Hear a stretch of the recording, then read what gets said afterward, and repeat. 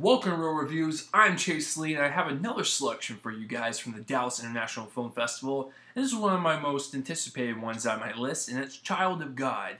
This is directed and co-written and has a little cameo by James Franco. This is a book adaptation, and the book is comes from the book called Child of God, and it's written by Cormac McCarthy, who brought us No Country for Old Men, The Road. He also wrote The Counselor. We're not going to get into that. Okay, but anyways, Child of God was a book that he wrote, and this is the adaptation from it. And I have to tell you off the bat, I haven't read the book, and I rarely ever read adaptations. I like to just go into the movie blind and not hear anything about it and just kind of see for myself. So let's break this down. The directing. I think what James Franco did was very good. I think the technical side of this film is very impressive. He completely funded this movie out of his own pocket, shot very handheld, very roguelike, guerrilla style. I thought it really worked for the subject matter because this movie is about Lester, who is basically a social outcast. That's the best way to put this. He's a very violent man. He's a very depraved man. He is mentally effed up, if you know what I mean. But he doesn't ever go into town, hardly. He stays on the outskirts of town. He basically tries to take himself out of society, basically, and because, this guy is, just completely nuts, and social order for him is non-existent. He likes to pretty much do whatever the hell he wants. So in that regard, I think Franco did a pretty good job.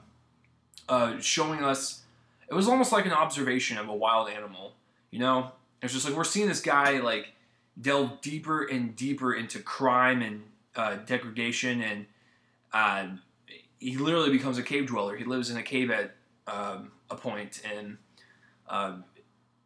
like I said, I've never read the book, so I have no idea what the source material is like, but what I can tell you is I don't know whether I like this movie or not. I'm not saying it's a bad movie. I just don't know whether I like it, love it, or just kind of am just okay with it. Because like I said, there's really... the point to this film is to just basically see the bad side of humanity and how no one can tame it. It's just kind of like a free, wild animal. Like what I said, it was just like watching a wild animal in the woods for an hour and 45 minutes. And at some points, I thought it was really well done in terms of his character, and just you kind of felt sorry for him a little bit because I'm not gonna lie, it is kind of hard to relate to this guy since he kills people and has sex with dead bodies. Yeah, necrophilia's in this. Get ready for it. So yeah, like I said, I'm really conflicted on whether I like this or not, but I can tell you from a technical standpoint and some of the story standpoints, Franco did a pretty amazing job directing this film, and I can't wait to see what he adapts next. And I know he's adapting a couple others, I just can't remember them right now.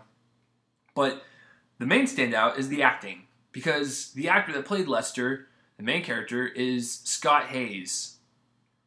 This guy, dear God, he lost weight for this role. He literally lived in the woods and caves for this role.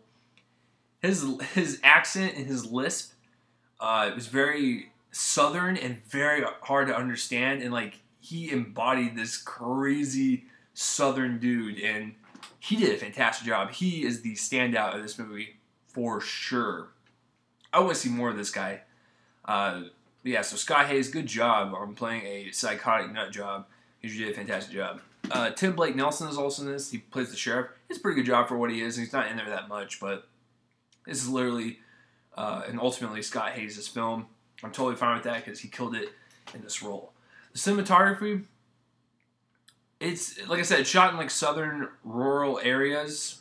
And I thought it was shot very well. It's eerily haunting at some points because it's Lester's such an evil character and he's just walking throughout the woods, and there's some really beautiful wide shots of him just walking throughout the field, and you're just man, that's a really pretty shot, but there's a piece of dirt walking across the scene like that. So I thought I thought the cinematography was pretty good for the most part. Like I said, it's handy cam. It felt very gritty and real.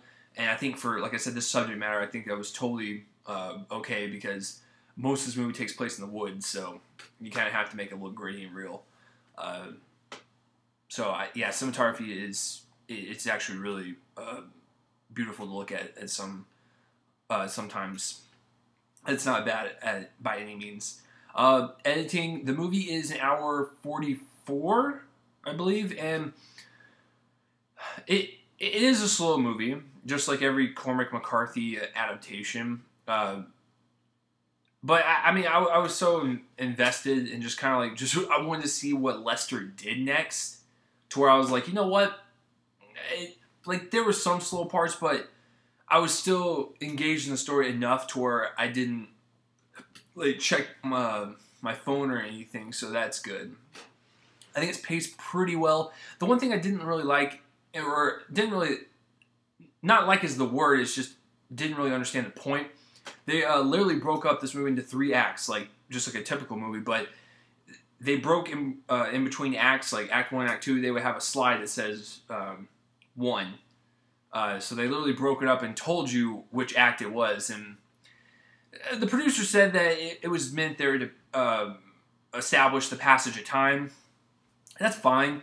I just didn't really understand why to tell us that it was when you were going to each act, but that's neither here nor there. And a lot of this movie has fades in it in between scenes, and that's to show passage of time. And at some points it is kind of jolting for the plot and the story, but for the most part I think it works, because it's kind of disturbing when you know that when you fade and pass time, it's like, what did Lester do during that fade, man? What did he do that was so depraved? I want to know.